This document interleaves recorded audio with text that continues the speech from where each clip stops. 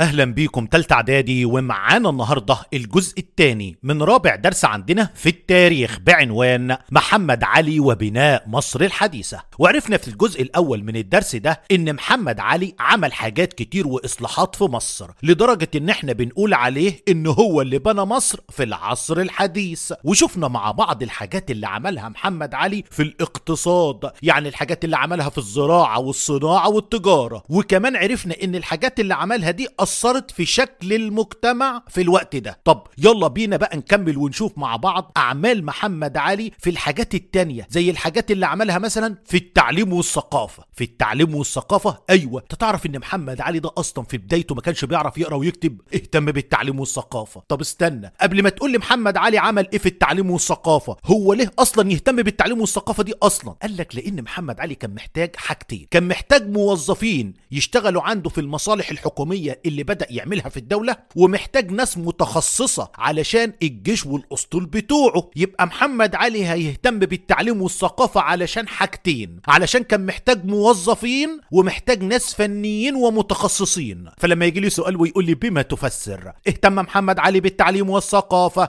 أقول له لحاجته إلى، عشان كان محتاج حاجتين، موظفين للمصالح الحكومية وفنيين ومتخصصين، ناس متخصصة وناس فنية لمين؟ للجيش والأسطول. هو ده السبب اللي خلى محمد علي يهتم بالتعليم والثقافة. طيب انا بقى عاوز اعرف ايه الحاجات اللي عملها محمد علي في التعليم والثقافة. اقول لك محمد علي عمل 4 حاجات في التعليم والثقافة. ايوه، ايه هي؟ اقول لك اول حاجة أنشأ المدارس الحديثة، عمل مدارس حديثة. طب تاني حاجة من ال4 قال لك أرسل البعثات العلمية إلى أوروبا، جاب مجموعة من الطلاب ومجموعة من الناس المتعلمين بعتهم لأوروبا علشان يشوفوا كل حاجة جديدة. فاكر لما كنت بكلمك عن الزراعة والصناعة؟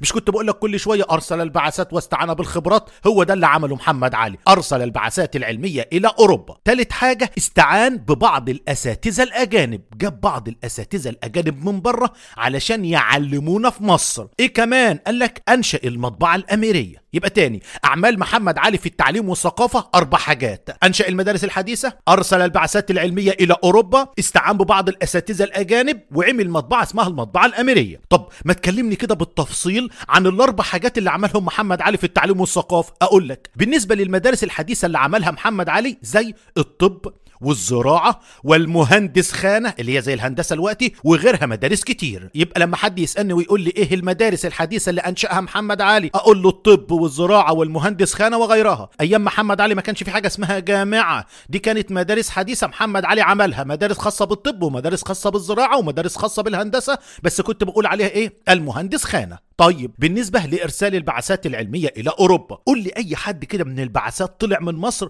وراح اتعلم في أوروبا. أقول لك أشهر شخصيتين عندنا، واحد اسمه رفاعة رافع الطهطاوي، عايز تقول رفاعة الطهطاوي على طول عادي، وكمان علي باشا مبارك. دول من أبرز وأشهر الأعضاء اللي كانوا اتبعتوا في البعثات العلمية اللي راحت لأوروبا علشان يتعلموا. طيب الناس اللي اتعلمت بره زي رفاعة الطهطاوي وعلي باشا مبارك عملوا إيه؟ قال لك الناس دي رجعت وفادت البلد جدا، أسهم الاتنين في استمرار النهضة التعليمية بعد عودتهم من أوروبا. يبقى لما نيجي نتكلم عن البعثات العلمية اللي بعتها محمد علي إلى أوروبا، عندنا ناس كتير جدا كانت في البعثات دي، وأشهر 2 فيهم واحد اسمه رفاعة رافع الطهطاوي وعلي باشا مبارك. طب لو حد سألك وقال لك ايه أهمية الناس ديت، أقول له الناس دي أسهما في استمرار النهضة التعليمية بعد عودتهم من أوروبا، يعني شاركوا في النهضة التعليمية بعد ما رجعوا من أوروبا، ونقلوا التجربة والحاجات اللي اتعلموها بره جابوها وعلموها لنا جوه فين؟ في مصر. طيب انت بتقول لي ان محمد علي تالت حاجة عملها في التعليم والثقافة انه استعان ببعض الاساتذة الاجانب، وده سؤال ليه؟ قال لك اول حاجة للتدريس في المدارس العليا. محمد علي جاب الاساتذة دول علشان يدرسوا في المدارس بتاعته زي المدارس الطب ومدارس الزراعة ومدارس المهندس خانة، وكمان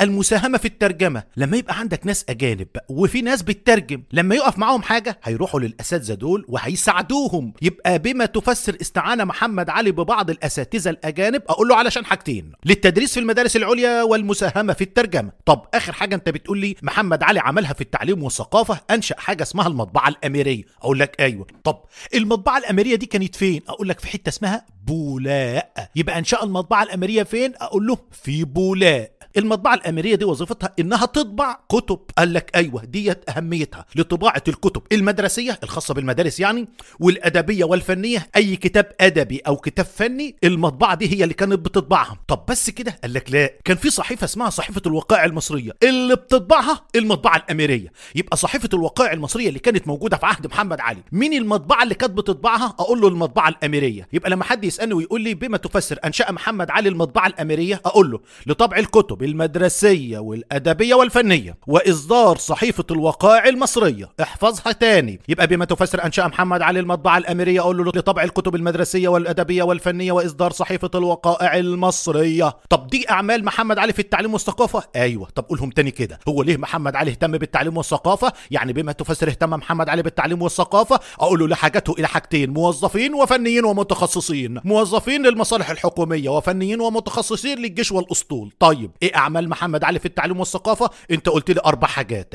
انشاء المدارس الحديثه زي الطب والزراعه والمهندس خانه، ارسل البعثات العلميه الى اوروبا، وعندي اشهر 2 راحوا في البعثات دي: رافع الطهطاوي وعلي باشا مبارك. اهميه الناس دي انهم بعد ما رجعوا ساهموا في النهضه التعليميه، يعني نقلوا التجربه بتاعتهم وبداوا يساهموا في النهضه في مصر، يعني اسهم في استمرار النهضه التعليميه بعد عودتهم من اوروبا. ثالث حاجه استعان ببعض الاساتذه الاجانب، وده سؤال: ليه محمد علي يستعين ببعض الاساتذه الاجانب؟ اقول له علشان حاجتين: للتدريس في المدارس العليا والمساهمه في الترجمه. طب محمد علي انشا المطبعه الاميريه ليه؟ اقول له لطبع الكتب المدرسيه والادبيه والفنيه واصدار صحيفه الوقائع المصريه. طب انا عايزك بقى تحفظ لي الحاجات اللي عملها محمد علي في التعليم والثقافه. نتكلم بقى عن ايه تاني؟ قال لك بقى نتكلم عن اهم حاجه عملها محمد علي: بناء القوه العسكريه. نعم، بناء القوه العسكريه. ايوه، بص، كل اللي احنا اتكلمنا عنه ده كوم، والقوه العسكريه كوم. محمد علي اهتم ببناء القوه العسكريه جدا جدا جدا. ليه؟ لان محمد علي كان عارف ومتاكد ان بناء القوه العسكريه، يبقى عندك قوه عسكريه وجيش قوي، ده الحاجه الوحيده اللي هتقدر تحقق بيها اهدافك وتقدر بيها تعمل دوله قويه. ينفع تبقى دوله معاها فلوس كتير جدا وما عندهاش جيش ولا قوه عسكريه، الكل هيطمع فيها. هو فعلا كده محمد علي كان عنده ايمان وادراك بأن القوى العسكرية هي الدعامة الأساسية، يعني هي العمود الأساسي لتحقيق أهدافه وبناء الدولة الحديثة. يبقى لما يجي لي سؤال ويقول لي بما تفسر اهتمام محمد علي ببناء القوى العسكرية لمصر، ليه محمد علي اهتم ببناء القوى العسكرية؟ أقول له لأنه أدرك أن بناء القوى العسكرية هي الدعامة الأساسية. هي إيه؟ الدعامة الأساسية، يعني الركن الأول والأساسي لتحقيق أهدافه وبناء الدولة الحديثة. علشان كده محمد علي هنلاقي إن كل مشروعاته العمرانية والتعليمية هدفها في الاول والاخير ايه؟ سد حاجه الجيش وبناء القوى العسكريه. عارف انت كل حاجه انا كلمتك عنها؟ في الاول وفي الاخر محمد علي عايز يوفر كل حاجه للجيش بتاعه، مش عايز الجيش بتاعه يحتاج حاجه من بره. محمد علي اهتم بالزراعه والصناعه والتجاره، واهتم بالتعليم والثقافه، وعمل كل اللي عمله ده كله علشان يسد حاجه الجيش وبناء القوى العسكريه. يبقى لما حد يقول لك قول لي الدليل ان محمد علي كان اهم حاجه عنده القوى العسكريه، اقول له كل مشروعاته العمرانيه سواء من مباني او التعليميه هدفها سد حاجة الجيش وبناء القوى العسكرية. يبقى احنا كده عرفنا لما نيجي نتكلم عن القوى العسكرية يعني هنتكلم عن اهم حاجة محمد علي اهتم بيها. ليه محمد علي اهتم بيها؟ لانه ادرك ان القوى العسكريه دي هي الدعامه الاساسيه، يعني الركن الاساسي لتحقيق اهدافه وبناء الدوله الحديثه. السؤال ده مهم على فكره وبيجي في الامتحان. طب قول لي الدليل اللي يثبت الكلام اللي انت بتقول. اقول له كل مشروعاته سواء العمرانيه او التعليميه هدفها في الاول وفي الاخر سد حاجه الجيش وبناء القوى العسكريه. طب قول لي بقى الاعمال اللي عملها محمد علي في بناء القوى العسكريه. اقول لك محمد علي عمل 5 حاجات علشان يبني جيش قوي واسطول قوي. عمل 5 حاجات. طب ايه هم ال5 حاجات؟ اقول لك اول حاجه، هو في جيش من غير ضباط؟ لا. اول حاجه عملها محمد علي اعداد الضباط. طب هو فيه جيش من غير جنود؟ لا. تاني حاجه عملها محمد علي اعداد الجنود. يبقى اول حاجتين في اعمال محمد علي في بناء القوى العسكريه اعداد الضباط وبعدين اعداد الجنود. طب هو الجيش بالنسبه لك عباره عن جيش واقف على الارض بس، ولا فيه جيش كمان في السفن اللي هو الاسطول؟ لا طبعا في اسطول. يبقى تالت حاجه الاسطول، وهنشوف الحاجات اللي عملها في الاسطول. ايه كمان؟ قال لك الجيش ده مش محتاج ذخيره واسلحه؟ فقال لك محمد علي هيعمل مصانع الاسلحه والذخيره. ايه كمان؟ قال لك انشاء القلاع. محمد علي عمل بعض القلاع في المدن الساحليه. يبقى احنا عندنا كده لما نيجي نتكلم عن اعمال محمد علي هنتكلم عن 5 حاجات: اعداد الضباط، اعداد الجنود، الاسطول، مصانع الاسلحه والذخيره، وانشاء القلاع. طب نبدا من الاخر الاول، يعني انشاء القلاع. قال لك محمد علي جه على بعض المدن الساحليه زي الاسكندريه ورشيد ودمياط، وركز ركز في الثلاثه دول لان الثلاثه دول موجودين على البحر المتوسط، وعمل شويه قلاع. طب ايه اهميه القلعه؟ القلعة دي مكان بيقعد فيه جنود علشان يدافعوا عن البلد، يبقى أهمية القلاع للدفاع عن البلاد. يبقى احنا لما نيجي نتكلم عن إنشاء القلاع ديت معمولة للدفاع عن البلاد، ومحمد علي عمل قلاع في اسكندرية ورشيد ودمياط، الثلاثة موجودين على البحر المتوسط. طيب انت بتقولي مصانع الأسلحة والذخيرة والأسطول، قال لك بص، الأسطول المصانع اللي بتصنع الأسطول يعني المصانع اللي بتصنع السفن بنقول عليها ترسانة، وبرضه مصانع الأسلحة يعني المصانع اللي بتعمل أسلحة وذخيرة بنقول عليها برضه ترسانة. فمحمد علي أنشأ ترسانة للأسطول يعني مصنع، وكمان في مصانع الأسلحة والذخيرة أنشأ ترسانة. بس استنى، الترسانة بتاعت الأسطول بتصنع ايه؟ اقول له لصناعة السفن. طب الترسانة اللي بتاعت الأسلحة ليه؟ لتصنيع الأسلحة. يبقى انا كده عندي ترسانتين يعني مصنعين، فيهم مصنع بيعمل سفن وده يعني أسطول، وفي مصنع بيعمل أسلحة وذخيرة وده اللي خاص بالأسلحة والذخيرة. يبقى لما نيجي نتكلم عن الأسطول يعني سفن ومصانع الأسلحة والذخيرة، اقول له هنا محمد علي أنشأ ترسانة وهنا أنشأ ترسانة، بس الترسانة دي لصناعة السفن، اما الترسانة دي لتصنيع الأسلحة. طب الترسانة بتاعت الأسلحة والذخيرة دي كانت فين؟ أقول له في القلعة. فين في القلعة؟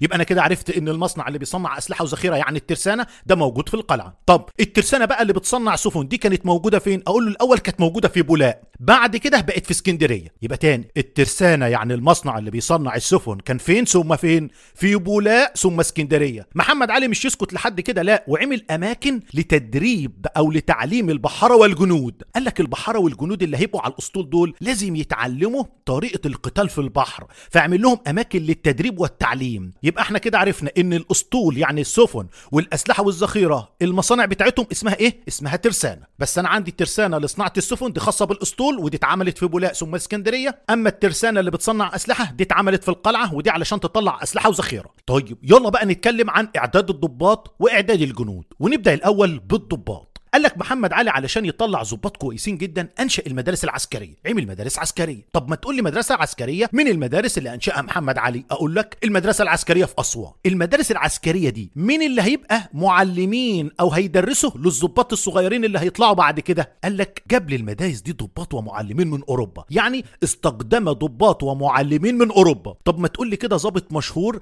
جه مصر في المدارس العسكريه علشان يطلع ضباط كويسين؟ اقول لك واحد اسمه كولونيل سيف. طب اشمعنى ده يعني؟ اقول لك لان ده احد ضباط جيش نابليون. محمد علي لما جاب واحد كان شارك في حروب كتير جدا مع نابليون اللي هو الكولونيل سيف، ده من احد الضباط والمعلمين اللي جم من اوروبا علشان يدرسوا فين؟ في المدارس العسكريه. طيب يبقى احنا كده لما نيجي نتكلم عن اعداد الضباط هقول له محمد علي عمل مدارس عسكريه وجاب لهم ضباط ومعلمين من اوروبا. طب لو قال لي زي مين؟ اقول له الكولونيل سيف. طب اشمعنى الراجل ده بالذات؟ اقول له لان ده احد ضباط جيش نابليون، واحد من جيش نابليون جاي يعلمنا ازاي نحارب. طب بالنسبه للجنود، قال لك الجنود ده حاجه مهمه جدا في الجيش. محمد علي اول ما بدا ما راحش جند المصريين، امال جند مين؟ قال لك بدا بتجنيد السودانيين، بعد كده فكر في تجنيد المصريين. يبقى تاني محمد علي لما بدا يجند ويعمل جيش ويلم الجنود لمهم من المصريين ولا السودانيين؟ لا، بدا بتجنيد السودانيين، بعد كده اتجه لتجنيد المصريين. طب المصريين بقى رفعوا راسه ولا لا؟ يعني هل اثبتوا كفاءتهم؟ اقول لك ايوه، في 3 حاجات: في التدريب،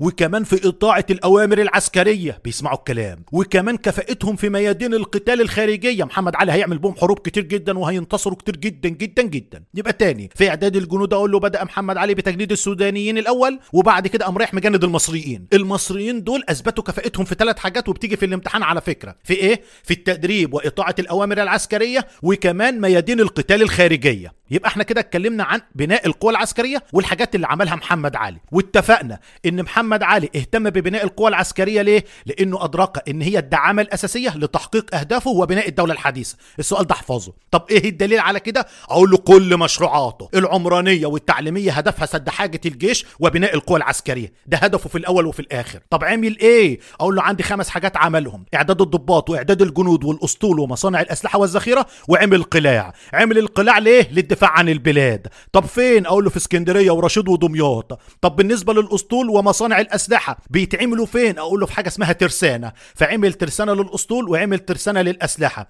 الترسانه بتاع الاسطول دي لصناعه السفن كانت في بولاق ثم الاسكندريه، وعمل اماكن لتعليم البحر والجنود فيها كمان. طب عندي مصانع الاسلحه والذخيره، قال لك عندك عمل ترسانه لتصنيع الاسلحه في القلعه. بالنسبه للضباط قلنا محمد علي عمل مدارس عسكريه عشان تطلع له ضباط، زي المدرسه العسكريه اللي في اسوان، وجاب لها ضباط ومعلمين من اوروبا زي الكولونيل سيف، وده كان من احد ضباط جيش نابليون. بالنسبه للجنود لما جه يجند في الاول جند السودانيين، بعد كده جند المصريين. طب هل المصريين اثبتوا كفاءتهم؟ اقول له في التدريب واطاعه الاوامر العسكريه وميادين القتال الخارجيه. ويا ريت تحفظ قوي الحاجات اللي الجنود المصريين اثبتوا كفاءتهم فيها اللي هم الثلاثه دول. طيب كده احنا اتكلمنا عن القوه العسكريه واتكلمنا عن التعليم والثقافه. هنتكلم عن ايه تاني؟ اقول لك هنتكلم عن السياسه الداخليه بتاعت مين؟ بتاعت محمد علي. يعني ايه؟ يعني محمد علي هيدير البلد ازاي بقى؟ هل محمد علي هيسيب التقسيمه القديمه اللي كانت موجوده من اول الترم، الوالي والديوان والحاميه العثمانيه والكلام ده؟ قال لك لا، محمد علي هيعيد تنظيم الاداره تاني في مصر.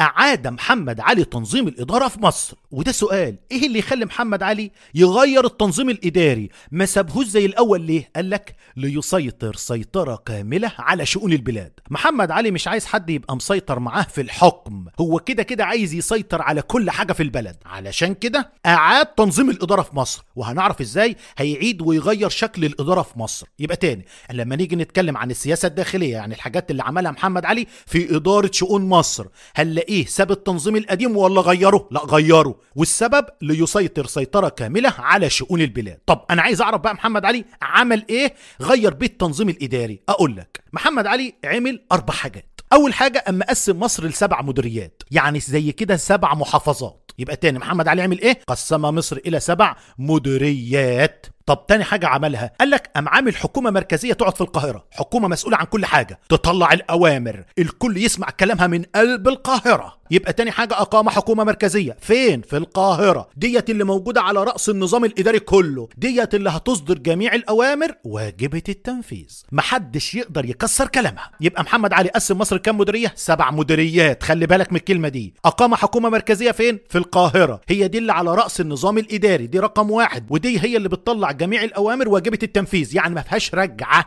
الكل لازم ينفذ. طيب قام عامل كمان عدة مجالس ودواوين. طب ما تقول لي مجلس من المجالس اللي عملهم وديوان من الدواوين اللي عملهم. اقول لك من المجالس اللي عملها مجلس المشورة، ومن الدواوين اللي عملها الديوان العالي مش العام. الديوان العام ده بتاع نابليون، الديوان العالي بتاع محمد علي، خلي بالك من الحته دي. يبقى ثالث حاجه محمد علي عملها في تنظيم الاداره انشا عده مجالس ودواوين. لو قال لك قول لي مجلس من المجالس اللي عملها، قول له مجلس المشوره. قول لي ديوان من الدواوين اللي عملها، قول له الديوان العالي. رابع حاجه بقى طلع قرار جديد، يعني لائحه جديده سنه 37، اصدر لائحه جديده عام 1837. ليه يا عام؟ قال لك لاعاده تنظيم الاداره، لاعاده تنظيم الاداره تاني في سنه 37. غير التقسيمه، بدل ما كانوا 7 مديريات الى 7 دواوين، يعني 7 وزارات. بدل ما تبقى مديريه كل مديريه في ال7 دول لوحدها، انا اخليهم 7 دواوين يعني 7 وزارات، وحدد كل واحده مختصه بايه، يعني وحدد اختصاصاتها. تاني كده في السياسه الداخليه، يعني اسلوب محمد علي في الاداره داخليا عمل ايه؟ قال لك محمد علي ما سابش النظام القديم بتاع الدوله العثمانيه، لا اعاد تنظيم الاداره. ولو سالك ليه محمد غير الاسلوب ده، اقول له ليسيطر سيطره كامله على شؤون البلاد. دي سهله. طب الحاجات اللي عملها قلت لك 4 حاجات. قسم مصر 7 مديريات، دي سهله. عمل حكومه مركزيه في القاهره، وده على راس النظام كله، ودي اللي بتصدر جميع الاوامر واجبه التنفيذ، دي سهله برضه. ثالث حاجه انشا عده مجالس ودواوين، فلما يجي يقول لي مجالس زي ايه، اقول له مجلس المشوره. طب دواوين زي ايه؟ اقول له الديوان العالي. اخر حاجه دي الصعبه شويه، اصدر لائحه جديده، قرار جديد سنه 37. ليه؟ لاعاده تنظيم الاداره، يعني غير التنظيم تاني في سنه 37 الى 7 دواوين يعني وزارات، وحدد اختصاصاتها. يبقى لما يجي لي سؤال ويقول لي دلل على اعاده محمد علي تنظيم الاداره، هكتب له ال4 حاجات. طب ليه محمد علي اعاد تنظيم الاداره؟ اقول له ليسيطر سيطره كامله على شؤون البلاد. طب ليه محمد علي اصدر لائحه جديده سنه 37؟ اقول له لاعاده تنظيم الاداره الى 7 دواوين يعني وزارات، وحدد اختصاصاتها. دي كل حاجه عن السياسه الداخليه اللي عملها محمد علي علشان يسيطر سيطره كامله على شؤون البلاد. عايزك تحفظ اسماء المجالس والدواوين، مجلس المشوره والديوان العالي. وعايزك تعرف ان اول تقسيمه كانت 7 مديريات في سنه 37، سنتين اتحولوا من 7 مديريات ل7 دواوين، وكل ديوان يعني كل وزاره حدد اختصاصاتها بايه، انت مختصه بكذا وانت مختصه بكذا. دي الحاجات اللي عملها محمد علي في الاداره الداخليه، يعني في السياسه الداخليه. طيب لحد هنا كويس جدا. لو انت فهمت دول ما تكملش الفيديو ده، وقف لحد هنا، وبعد كده بعد ما تذاكر الجزء اللي احنا اخدناه ده نخش بعد كده على حروب محمد علي، يعني السياسه الخارجيه بتاعت محمد علي. طب استنى هنا، اشمعنى يعني؟ اقول لك لان حروب محمد علي مهمه جدا جدا جدا، فعايزك تركز فيها قوي، لان معظم امتحانات الدراسات لازم يجي لي فيها من حروب محمد علي. طب استنى هنا، هي ايه الحروب اللي عملها محمد علي اصلا؟ اقول لك بص يا سيدي، لما نيجي نرتبهم، اول حاجة حروب الجزيرة العربية، محمد علي هيعمل حروب في الجزيرة العربية. طب تاني حرب محمد علي عملها بالترتيب، ضم السودان، هيضم بلد اسمها السودان لمصر اللي هي موجودة في جنوب مصر. تالت حاجة حروب اسمها حروب اليونان. رابع حاجة حروب الشام. دي حروب محمد علي، ايوه احفظهم لي بالترتيب الاول. تاني حروب الجزيرة العربية وضم السودان وحروب اليونان وحروب الشام. لو بصيت على الاربع حروب ده الترتيب بتاعهم باحداثهم، اول حاجة حصلت لاخر حاجة حصلت، كلهم بيبداوا بكلمة حروب ما عدا السودان بنقول عليها ضم السودان. قال لك التقسيمة دي تقسيمة الترتيب، ولكن الحروب دي كلها لها اسباب مختلفة. يعني مثلا الحرب رقم 1 والحرب رقم 3 اللي هي حروب الجزيرة العربية وحروب اليونان، ديت السلطان العثماني هو اللي طلب من محمد علي انه يعملها، يعني بأوامر من السلطان العثماني. ليه؟ لانك اوعى تنسى ان احنا في الاول وفي الاخر محمد علي حتة ولي عثماني، يعني ما يقدرش ياخد قرارات من نفسه، كده كده في سلطان عثماني بيطلع له قرارات. اهو السلطان العثماني ده طلب منه يعمل له اول حرب اللي هي حروب الجزيرة العربية، وطلب منه كمان ان هو يعمل له الحرب رقم 3 اللي هي حروب اليونان. اما بقى ضم السودان وحروب الشام دي برغبة من محمد علي، محدش طلبها منه. تاني كده انا عندي ترتيبة للحروب اللي عملها محمد علي بالترتيب في الاحداث من التواريخ، حروب الجزيرة العربية، بعدها ضم السودان، بعدها حروب اليونان، بعدها حروب الشام. ولكن عندي تقسيمة تانية، تقسيمة ان حروب الجزيرة العربية اللي هي رقم 1 ورقم 3 حروب اليونان دي بأوامر من السلطان العثماني، اما رقم 2 ورقم 4 ضم السودان وحروب الشام دي برغبة من محمد علي، محمد علي هو اللي عملها والسلطان العثماني ما طلبش حاجة منه. قال لك بقى اللي حصلت بأوامر من السلطان العثماني ده بنقول عليها مرحلة اتفاق، السلطان العثماني اتفق مع محمد علي يعملوا الحروب دي. اما الحربين التانيين اللي محمد علي عملهم بمزاجه ديت مرحلة خلاف بينه وبين السلطان العثماني. طب انا عايز افهم اللي انت عملته ده. اقول لك لما نيجي نتكلم عن اول حرب اللي هي حروب شبه الجزيره العربيه، في الوقت ده اللي كان محمد علي بيمسك فيه حكم مصر حصل حركه في شبه الجزيره العربيه اسمها الحركه الوهابيه. واحد اسمه محمد ابن عبد الوهاب عمل حركه هناك، الدوله العثمانيه مش قادره تسيطر على الحركه الوهابيه، كل ما تبعت جيش يتغلب. فهنا السلطان العثماني طلب من محمد علي انه يروح شبه الجزيره العربيه بالجيش بتاعه علشان يقضي على الحركه الوهابيه. وفعلا محمد علي هيبعت جيش مصري يقضي على الحركة الوهابية ويسيطر على الجزيرة العربية. يبقى حروب الجزيرة العربية مين اللي طلب من محمد علي؟ اقول له بأوامر من السلطان العثماني. ليه؟ للقضاء على الحركة الوهابية اللي كانت بتهدد نفوذ الدولة العثمانية في الجزيرة العربية. يبقى لما حد يسألني ويقول لي ايه سبب حروب الجزيرة العربية، اقول له للقضاء على الحركة الوهابية وخلاص. ماشي، نتائجها ازاي خلصت؟ اقول لك سيطرة محمد علي على الجزيرة العربية، محمد علي قدر يقضي على الحركة الوهابية ويسيطر على الجزيرة العربية، علشان كده بنسمي حروب الجزيرة العربية بالحروب الوهابية. يبقى ما المقصود بالحروب الوهابية؟ يقصد بها حروب الجزيرة العربية. الحروب دي من اللي طلبها من محمد علي؟ السلطان العثماني. ليه؟ علشان يقضي على الحركة الوهابية. طب ايه النتائج بقى؟ يعني ايه اللي حصل؟ قال لك سيطرة محمد علي على الجزيرة العربية، محمد علي قدر يسيطر على الجزيرة العربية. طب كويس، دي اول حرب. طب بالنسبه لتاني حرب انت بتقول لي ضم السودان. ضم السودان ديت السلطان العثماني ما طلبش حاجه من محمد علي، ده برغبه من محمد علي. محمد علي نفسه يحقق مكاسب سياسيه واقتصاديه وعسكريه. يعني ايه مش فاهم؟ مش السودان دي تحت مصر في جنوب مصر؟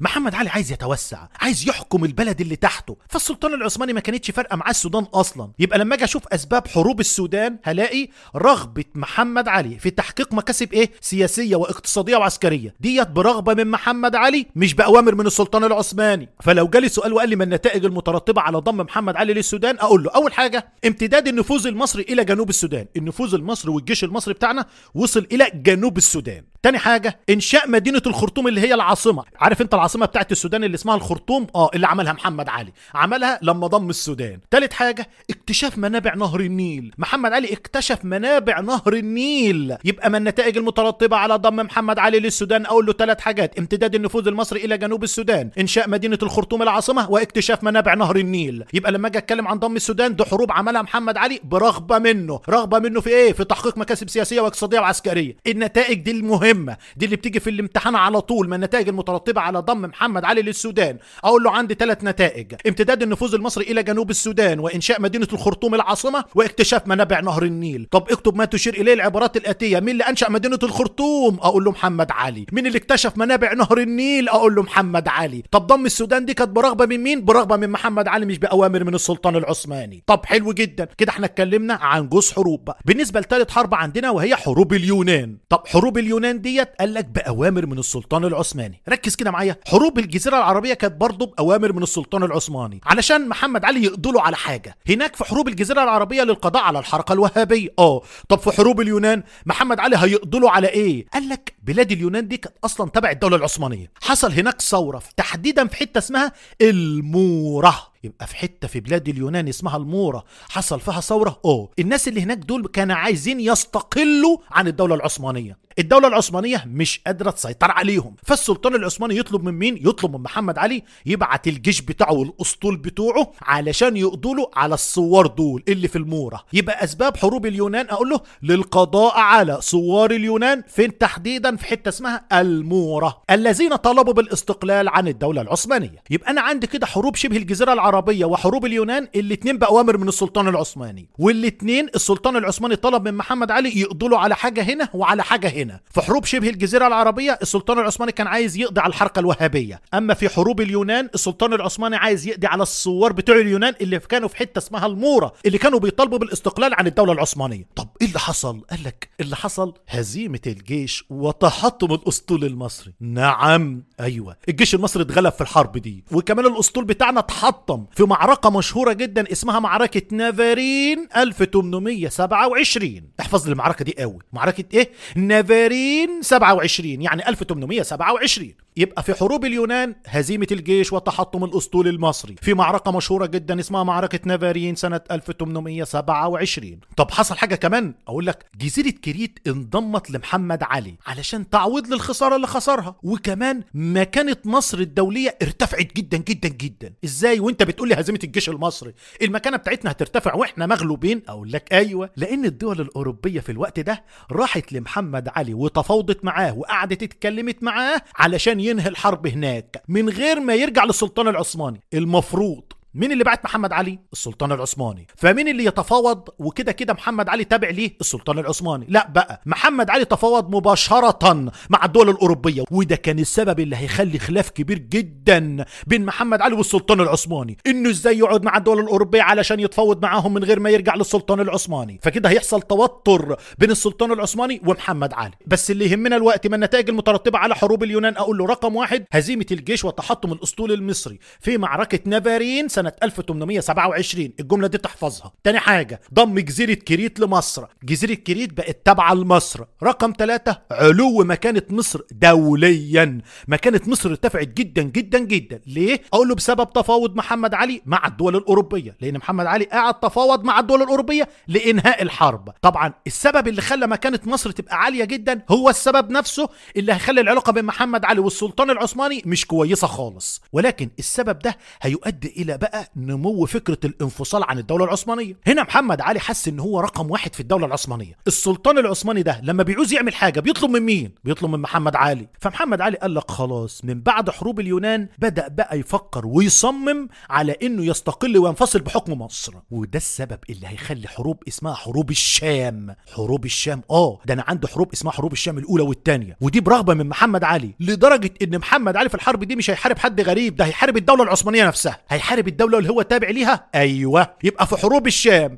بين مين ومين؟ بين محمد علي والدولة العثمانية. حروب الشام دي بتنقسم لحروب الشام الاولى والثانية. طب السؤال هنا ايه السبب الرئيسي فيها؟ اقول له بسبب توتر العلاقه بين محمد علي والسلطان العثماني. العلاقه بين محمد علي والسلطان العثماني توترت بسبب حروب اليونان، بسبب تفاوض محمد علي مع الدول الاوروبيه لتامين انسحاب الجيش المصري او لانهاء الحرب. هو ده السبب اللي ادى الى توتر العلاقه بين محمد علي والسلطان العثماني. وكمان تصميم محمد علي على الانفصال والاستقلال بمصر. محمد علي قال لك انا مش اقل من السلطان العثماني ده، انا عندي جيش قوي وعندي اسطول قوي وعايز اعمل دوله قويه جدا.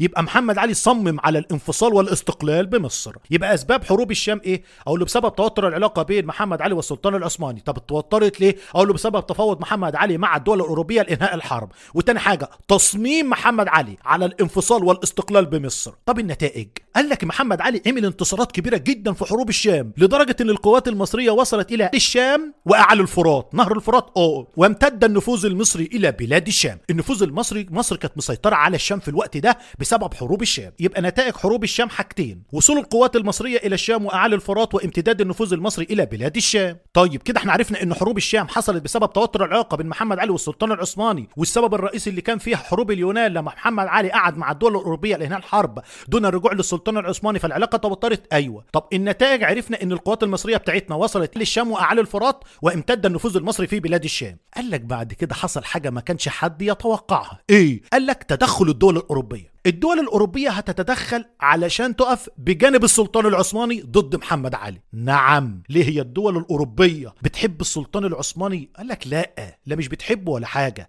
الفكرة كلها إنها شافت إن محمد علي بالطريقة ديت وبالانتصارات اللي عملها على السلطان العثماني في حروب الشام، محمد علي ده هيأثر على التوازن الدولي. هم عايزين السلطان العثماني كده راجل ضعيف، راجل ما يقدرش يعمل حاجة. أما محمد علي ده راجل قوي، لو انتصر على السلطان العثماني وتقدم اكتر من كده هتبقى مشكلة، لانهم لهم اطماع في المنطقة ولهم حساباتهم. فكده تدخلت الدول الاوروبية. هتقف بجانب مين؟ بجانب السلطان العثماني. وعملوا مع السلطان العثماني مفاوضات. طب لما حد يسألك ويقول لك بما تفسر تدخل الدول الاوروبية امام ازدياد نفوذ محمد علي، ليه الدول الاوروبية تدخلت؟ هل علشان بتحب السلطان العثماني؟ اقول له لا، لان الدول الاوروبية دي ادركت، يعني اتأكدت ان محمد علي اصبح يمثل خطر على التوازن الدولي. في توازن دولي وكل دولة عارفة هي لها ايه وعليها ايه وهتسيطر على ايه. محمد علي اللي طالع جديد ده هيأثر لنا على التوازن الدولي. يبقى لماذا تدخلت الدول الأوروبية أمام ازدياد نفوذ محمد علي؟ أقول له لأن الدول الأوروبية أدركت، يعني تأكدت بأن محمد علي أصبح يمثل خطر على التوازن الدولي. علشان كده الدول الأوروبية هتروح للسلطان العثماني ويعملوا مفاوضات. المفاوضات دي في النهاية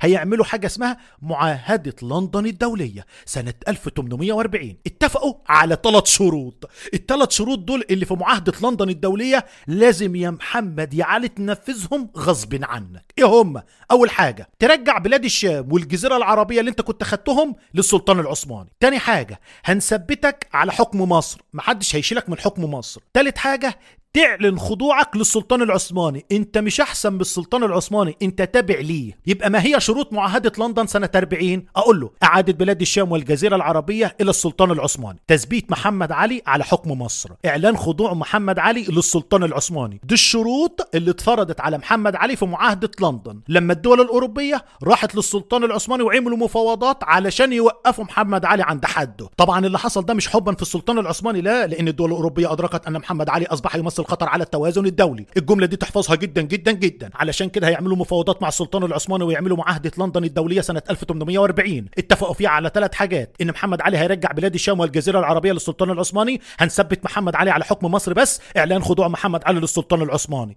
طب محمد علي موقفه ايه؟ قال لك اضطر الى قبول شروط المعاهدة، مش بمزاجه، غصب عنه وافق محمد علي على قبول شروط المعاهدة. طيب يجي بعد كده بقى السلطان العثماني بعد ما حجمه محمد علي، اصدر السلطان العثماني جوز فرمانات سنة 41، يعني بعد معاهدة لندن الدولية بسنة. الفرمان الاولاني بينص، يعني يقضي بحق وراثة مصر لاكبر ابناء محمد علي سنا من الذكور. يعني ايه؟ يعني يا محمد يا علي مصر ديت هتبقى بتاعتك، ولما تموت اكبر عيل في عيالك من الذكور سنا هيمسك بعدك، ونفس الكلام كده تفضل مصر تبعكم. يبقى اول فرمان سنه 1841 اصدره السلطان العثماني يقضي وينص على ايه؟ وراثه مصر لاكبر ابناء محمد علي سنا من الذكور. برضه في نفس السنه السلطان العثماني اصدر فرمان بايه كمان؟ قال لك يقضي يعني ينص بولايه محمد علي على السودان. يعني يا محمد علي انت مش هتحكم مصر بس، لا هتحكم مصر والسودان كمان يا عم. يبقى تاني السلطان العثماني تقريبا كده علشان يراضي محمد علي اصدر فرمانين سنه 1841. الاولاني يقضي وينص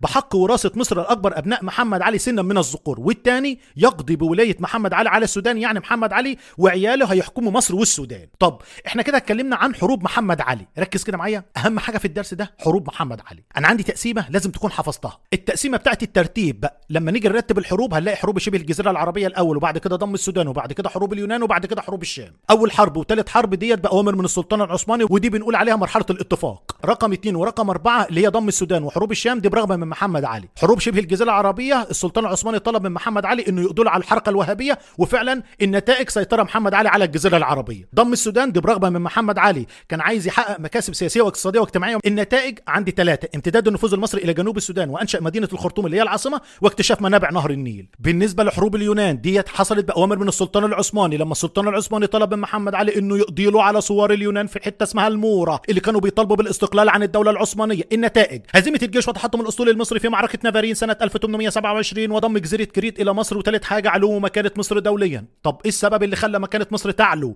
قالوا بسبب تفاوض محمد علي مع الدول الاوروبيه لانهاء الحرب، طبعا دون الرجوع الى السلطان العثماني، ودي كانت المشكله. وهنا بدات فكره الانفصال عن الدوله العثمانيه، علشان كده هتحصل حروب اسمها حروب الشام اللي كانت برغبه من محمد علي، لدرجه ان محمد علي في الحروب دي هيحارب الدوله العثمانيه نفسها. وايه السبب في حروب الشام؟ قالوا بسبب توتر العلاقه بين محمد علي والسلطان العثماني. طب لما يجي يسالك ويقول لك ليه توترت العلاقه، اقول له بسبب تفاوض محمد علي مع الدول الاوروبيه لانهاء الحرب دون الرجوع الى السلطان العثماني. ما رجعش للسلطان العثماني، المفروض كان رجع له، علشان كده العلاقه توترت. وكمان تصميم محمد علي كان مصمم على الانفصال والاستقلال بمصر. طب نتائج حروب الشام؟ اقول له وصول القوات المصريه الى الشام واعالي الفرات، وامتداد النفوذ المصري في بلاد الشام. وبما ان محمد علي انتصر في حروب الشام وحقق انتصارات كبيره جدا على السلطان العثماني، هنا تدخلت الدول الاوروبيه علشان تقف بجانب السلطان العثماني. ليه؟ لانها ادركت ان محمد علي اصبح يمثل خطر على التوازن الدولي، فهيقعدوا مع السلطان العثماني ويعملوا مفاوضات، وهيعملوا معاهده اسمها معاهده لندن الدوليه